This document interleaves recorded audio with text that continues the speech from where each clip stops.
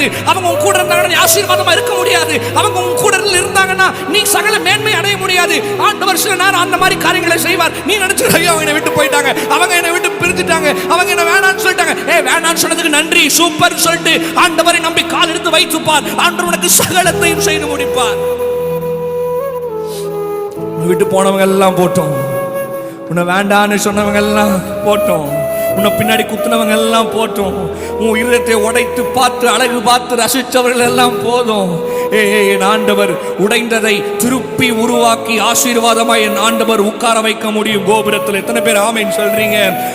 உன் வாழ்க்கையில கர்த்தர் உனக்கு சகலத்தையும் செய்ய முடியும். நீ நினைச்ச மனுஷன் என்ன தெரியுமா பண்ணிருக்கான்? வாழ்க்கையில உன்னை அளவற்று ரசிச்சிருக்கான், உன்னை தூசிச்சு ரசிச்சிருக்கான், உன்னை உயிரத்தை உடைச்சு ரசிச்சிருக்கிறான். அவங்களுக்கு தெரியும் உன்னை வேண்டான்னு சொன்னா நீ அழுவேன்னு நினைப்பாங்க, உன்னை உடைச்சா நீ அழுவேன்னு நினைப்பாங்க.